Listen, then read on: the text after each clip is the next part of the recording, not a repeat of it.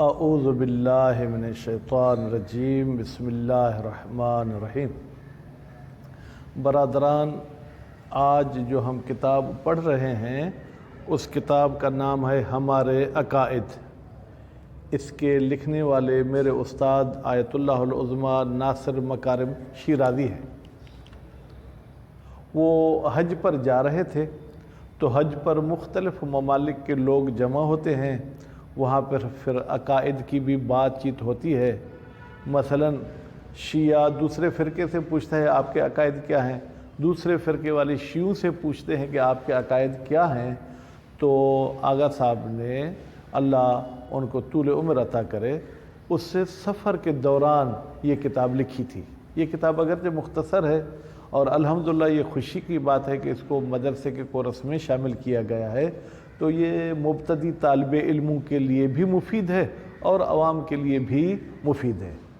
تو میں کوشش یہ کروں گا کہ اس کتاب کی عبارت نہ پڑھوں، کیونکہ یہ اردو میں ہے، تو اس کا خلاصہ بتاتا جاؤں گا، اور اگر آپ لوگوں نے پوری توجہ کے ساتھ میرا درس سنا تو 15 سے 20 منٹ کا ایک لیکچر ہوگا اور 10 لیکچر میں یہ ہم کتاب ختم کر دیں گے۔ تو سب سے پہلے تو آغا صاحب نصیحت کرتے ہیں کہ جب بھی آپ کسی دوسرے فرقے والے کے ساتھ بات کریں تو عزت و احترام کے ساتھ بات کریں، یعنی اس میں کوئی اخلاق سے گرا ہوا لفظ استعمال نہیں کریں، ہر ایک کے عقیدے کا آپ احترام کریں۔ البتہ احترام کا یہ مطلب نہیں ہے کہ آپ اپنے عقیدے سے دستبردار ہو جائیں، نہیں، آپ اپنے عقیدے پہ ثابت قدم رہیں، دوسرے کے عقیدے کو دلیل کے ذریعے آپ ٹھکرا سکتے ہیں، بغیر دلیل کے آپ کہیں نہیں تمہاری بات ہی غلط ہے، تمہاری بات تو سمجھ میں نہیں۔ اللہ تعالیٰ نے یہ پھر رسول اکرم کو بھی جو حکم ہوا ہے وَجَادِلْهُمْ بِالَّتِي هِيَ أَحْسَنُ، تم ان کے ساتھ بات کرو، ان کے ساتھ بحث و مباحثہ کرو ایک ایسے طریقے سے جو حسن نہیں احسن بہت اچھا ہو۔ تو ہم بھی اس رسول کے ماننے والے ہیں، ہمیں یہ شریعت، ہمیں یہ دین کہتا ہے کہ آپ اپنا نظریہ پیش کرو دلیل کے ساتھ، دوسرے کے نظریے کے آپ اہانت نہیں کرو، اس کے جو ہے کیا ہے گستاخی والے لفظ نہیں کہو۔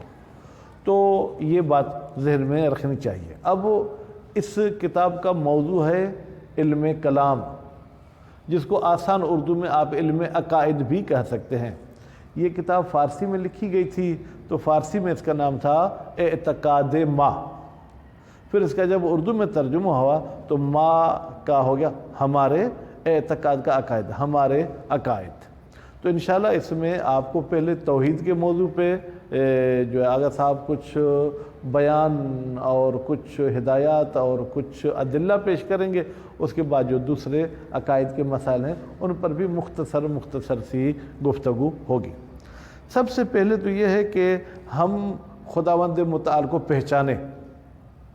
بھائی میرے کیسے پہچانیں گے؟ کہتے ہیں خدا کے پہچاننے کے لیے اونٹ کتابوں کے پڑھنے کی ضرورت نہیں ہے۔ اگر آپ خود پہ غور کریں، زمین میں اگر آپ جو ہے کیا ہے غور فکر کریں، کسی پودے کو دیکھ کر اس پر غور فکر کریں، ٹھیک ہے، تو یہ سب کی سب چیزیں ہمیں بتاتی ہیں کہ اللہ تعالیٰ موجود ہے، خداوند متعال موجود ہے۔ اس کی ایک مثال جو اس کتاب میں تو نہیں ہے، کہیں اور پڑھی تھی، کہ کسی بادشاہ نے کسی وزیر کو کہا کہ میں خدا کو نہیں مانتا ہوں، تو وزیر نے مختلف دلیل دیے، بادشاہ صاحب نے کہا نہیں میں نہیں مانتا ہوں۔ تو وزیر نے کہا یہ قبلہ پھر جہان کیسے بن گیا؟ کہا یہ خود بخود ایک طبیعی چیز تھی بن گیا۔ وزیر نے کہا چلیں آپ کی مرضی ہے۔ وزیر نے کسی جنگل میں پیسے دیے اور بہترین محل بنوایا۔ جب محل بن گیا، تیار ہو گیا، تو بادشاہ نے وزیر کو کہا کہ شکار پہ چلنا ہے؟ کہا کہ جی ہاں چلیں، لیکن آج اس طرف ہم اس جنگل کی طرف چلیں گے۔ جب وہاں گئے، بادشاہ نے وہ بہترین خوبصورت محل دیکھا، تو بادشاہ نے کہا کہ وزیر یہ کس کا محل ہے اور کس نے بنوایا ہے؟ کہا کہ یہ خود بخود بن گیا ہے۔ کہا کہ میں نے تو تمہیں عقل مند سمجھ کے اپنا وزیر بنایا تھا، کیا کوئی محل، کوئی گھر، کوئی بنگلہ خود بخود بنتا ہے؟ کہا کہ نہیں بن سکتا۔ کہا کہ نہیں، کہ جب یہ ایک چھوٹا سا مکان، ایک چھوٹا سا محل اس دنیا کے مقابلے میں چھوٹا ہے، یہ بغیر بنانے والے کے نہیں بن سکتا، تو یہ پورا جہان بغیر بنانے والے کے کیسے بنا ہے؟ تو اس کے بعد جو ہے کیا، اس کو برالہوش آیا اور اس نے بھی پھر وہ توحید پہ جو ہے عقیدہ لے آیا۔ اب یہ تو عام سادی سی زبان میں توحید کے ثبوت کا میں نے آپ کو چند الفاظ بتائے۔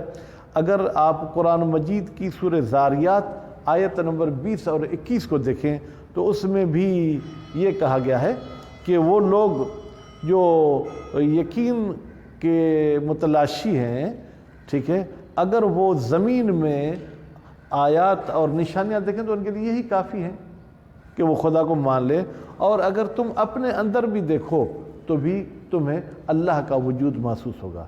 دل کا دھڑکن، دو گردوں کا ہونا، پھر آنکھ جو چربی سے بنی ہوئی ہے، پھر اس میں ایک پانی ہے، اس کے ذریعے دوسری چیزوں کو دیکھنا، پھر اس منہ کے ذریعے کسی چیز کے ذائقے کو چکھنا کہ یہ نمکین ہے، یہ کڑوی ہے، یہ پھیکی ہے، یہ کس چیز کی نشانیاں ہیں، یہ کس نے ہمیں عطا کی ہے۔ اس کے بعد پھر ایک اور آیت ہے سورہ آل عمران، بلکہ دو آیت نمبر 190 اور آیت نمبر 191 ہے۔ اس میں بھی اللہ تعالیٰ فرماتا ہے بے شک آسمانوں اور زمین کے خلق کرنے میں اور دن اور رات کا ایک دوسرے کے پیچھے آنے میں، ٹھیک ہے، عقل مندوں کے لیے نشانیاں ہیں۔ جو پاگل ہیں وہ تو پاگل ہیں، لیکن جو عقل رکھتے ہیں وہ یہی سوچیں گے بھائی روشنی تھی پھر اندھیرا ہو گیا، پھر کچھ عرصے کے بعد پھر روشنی ہو گئی، آخر وہ کون سی ذات ہے جو یہ سسٹم چلا رہی ہے؟ پھر فرماتے ہیں وہ لوگ جو کھڑے ہوئے حالت میں بھی اللہ کو یاد کرتے ہیں، بیٹھتے وقت بھی اللہ کو یاد کرتے ہیں، جب وہ کروٹ بدلتے ہیں سوتے ہیں تو بھی اللہ کو یاد کرتے ہیں، اور وہ اللہ کے آسمان اور زمین کے بنانے میں بھی غور اور فکر کرتے ہیں، تو وہ پھر یہی کہتے ہیں ربنا ما خلقت ھذا باطلا، اے پروردگار تو نے یہ چیز فضول خلق نہیں کی ہے۔ اچھا، دوسری چیز جو ہم آج کے درس میں پڑھیں گے وہ اللہ تعالیٰ کی صفات جمالی اور جلالی ہے۔ بیٹا کچھ ایسی صفات ہیں جن کا ہونا خوبی ہے، اور کچھ ایسی ہیں جن کا نہ ہونا خوبی ہے۔ عادل ہونا کیا ہے؟ خوبی ہے۔ ظالم ہونا خوبی نہیں، بلکہ ظالم نہ ہونا خوبی ہے، ٹھیک ہے۔ تو اس کو پرانے عقائد کی کتابیں کہتے تھے صفات ثبوتیہ، صفات سلبیہ۔ ثبوتیہ یعنی وہ صفات جن کا اللہ میں ہونا چاہیے، سلبیہ یعنی وہ صفات جو اللہ سے دور ہونی چاہیے، ٹھیک ہے۔ تو ہم کہتے ہیں کہ اللہ ایک ایسی ذات ہے جس میں تمام کمال والی صفتیں پائی جاتی ہیں اور تمام بری صفات سے جو کیا ہے وہ پاک ہے۔ اس کے بارے میں پھر یہ ایک آیت ہے جس میں اللہ تعالیٰ کی صفات بیان کی گئی ہیں، سورہ حشر آیت نمبر 23 اور 24 میں۔ وہ صفات کیا ہے؟ اللہ وہ ہے جو بادشاہ ہے، اللہ وہ ہے جو ہے کیا ہے وہ سلامتی دینے والا ہے، اللہ وہ ہے جو عزت والا ہے، اللہ وہ ہے جو جبار یعنی ہر چیز کو اپنے کنٹرول میں رکھنے والا ہے، اللہ وہ ہے جو متکبر ہے۔ ہم تکبر کریں تو ہمارے لیے عیب ہے، لیکن اللہ تکبر کا حق رکھتا ہے، وہ تکبر کر سکتا ہے۔ پھر فرماتے ہیں کہ جو لوگ اللہ کے بارے میں شرک کرتے ہیں اللہ اس سے جو کیا بری ہے، اللہ کا کوئی بھی شریک نہیں ہے۔ اللہ خلق کرنے والا بھی ہے، اللہ ایجاد کرنے والا بھی ہے، اللہ تعالیٰ تصویر بنانے والا بھی ہے۔ مثلا یہ طالب علم ہے، ان کی شکل کچھ اور ہے، ان کی شکل کچھ اور ہے، ان کی شکل کچھ، یہ کس نے بنائی ہے؟ ٹھیک ہے۔ ایک میں خارجی بھی ایک قصہ بتا دوں۔ کوئی شخص امام جعفر صادق علیہ السلام کے پاس آیا، اس نے کہا کہ آپ کے پاس کیا دلیل ہے، ٹھیک ہے، کہ خداوند متعال کی مثلا بنانے والی صفت بھی ہے؟ تو وہاں کوئی بندہ یا کوئی بچہ مرغی کا انڈا ہاتھ میں لیے کھڑا تھا، تو امام علیہ السلام نے اس سوال کرنے والے کو کہا آپ کو پتہ ہے کہ انڈے سے بچہ پیدا ہوگا؟ کہا جی ہاں۔ کہا اس بچے کے مختلف رنگ ہوں گے؟ کہا جی ہاں۔ کہا اچھا وہ بچہ پیدا کرنے والا اور اس کو مختلف رنگ دینے والا وہ کون ہے؟ تو وہ سمجھ گیا اور وہ گویا کہ عقیدہ لے آیا۔ اچھا، تو صفات جمالی اور جلالی، آپ اس کا مطلب یہ لیں کہ ہر وہ خوبیاں جو ہونی چاہیے وہ اللہ میں ہیں، یہ ہیں جمالی، اور ہر وہ خامیاں جو نہیں ہونی چاہیے وہ نہیں ہیں، یہ اس کو آپ صفات جلالی یا سلبیہ کہہ سکتے ہیں۔ اچھا، اللہ تعالیٰ کی ذات محدود ہے یا محدود نہیں ہے؟ مثلا میں ابھی آپ کے سامنے اس کمرے میں ہوں تو میں آفس میں نہیں ہوں، میں ابھی لطیف آباد میں ہوں تو میں ابھی قاسم آباد میں نہیں ہوں۔ تو اللہ تعالیٰ کی کیا ذات محدود ہے؟ ہم کہتے ہیں اللہ تعالیٰ کی ذات محدود نہیں ہے، اس لیے کہ ہماری صفات اللہ میں نہیں ہیں، ٹھیک ہے؟ اللہ لامحدود ذات ہے۔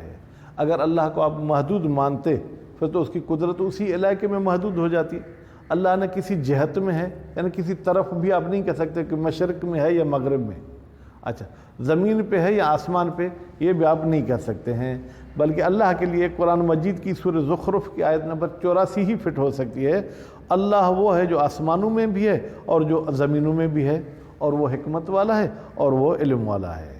پھر ایک اور آیت سورہ حدید آیت نمبر 4 میں قرآن مجید فرماتا ہے اللہ تمہارے ساتھ ہے اور جو تم کرتے ہو اس کو اللہ تعالیٰ دیکھتا ہے۔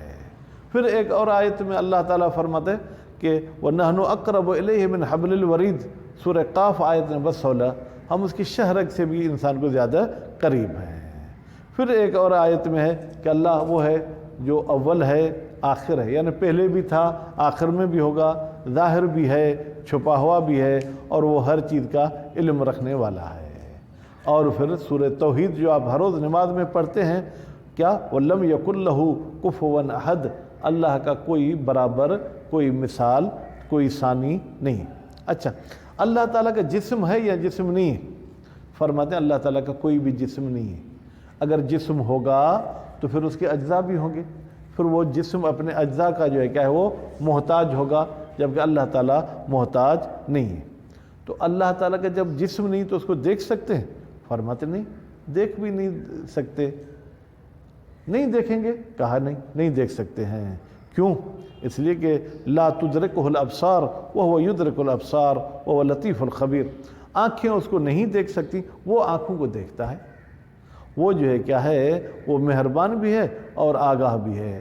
پھر ایک اور جگہ پر ہم دیکھتے ہیں کہ حضرت موسیٰ کی قوم نے حضرت موسیٰ پہ اعتراض کیا کہ ہمیں اپنے خدا کا دیدار کراؤ، ٹھیک ہے؟ تو پھر حضرت موسیٰ کو تو پتہ تھا کہ خدا دیکھا نہیں جا سکتا، پھر بھی کہا کہ ہمیں اپنا دیدار کراؤ، تو اللہ تعالیٰ نے اپنے دیدار کی نفی کی سورہ بقرہ آیت نمبر 55 میں۔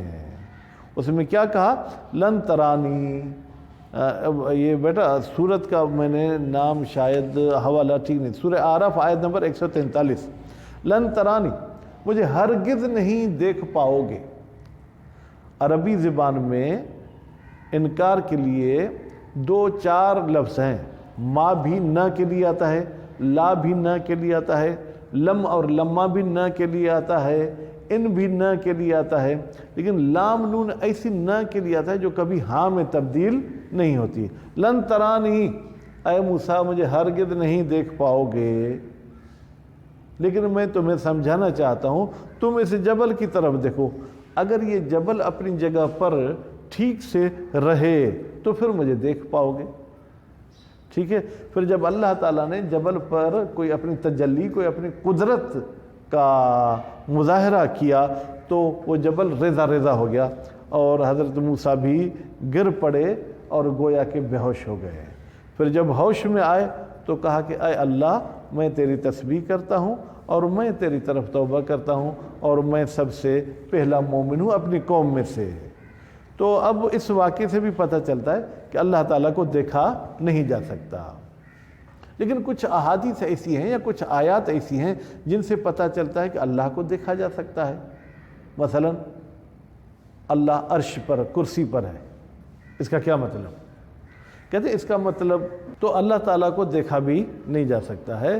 پھر کچھ ایسی احادیث یا کچھ ایسی آیات جن میں کچھ ایسے اللہ کے دیکھنے کا مطلب آیا ہے یا اللہ کرسی پر ہے، اس کا مطلب ہے کہ اللہ تعالیٰ کی قدرت ہے۔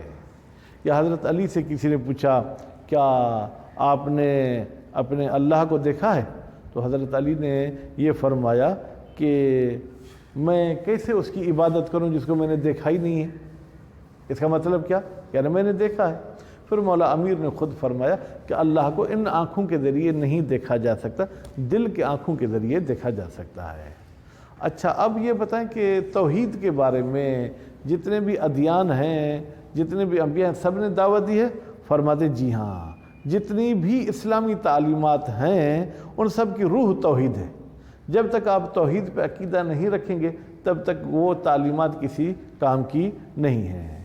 اور ہم یہ دیکھتے ہیں کہ جتنے بھی انبیاء آئے ہیں، جتنے بھی اولیاء ائمہ آئے ہیں، سب نے ایک ہی خدا کی طرف دعوت دی ہے۔ تو اسی لیے اور گناہ تو بہرحال معافی ان کے لیے بھی مانگنی چاہیے، لیکن اگر کوئی شخص شرک کرتا ہے تو یہ ایک ایسا گناہ ہے جس کے لیے اللہ تعالیٰ نے بھی کہا ہے کہ شرک معاف نہیں کروں گا۔ اللہ تعالیٰ نے سورہ نساء آیت نمبر 48 میں فرمایا ہے کہ اللہ تعالیٰ بے شک معاف کرے گا، ٹھیک ہے، لیکن وہ گناہ ایسا جو شرک کی صورت میں وہ معاف نہیں کرے گا۔ اس کے علاوہ جتنے بھی گناہ ہیں وہ معاف کر سکتا ہے۔ جو بھی خدا پر شرک کا قائل ہے گویا کہ وہ خدا پر الزام باندھتا ہے۔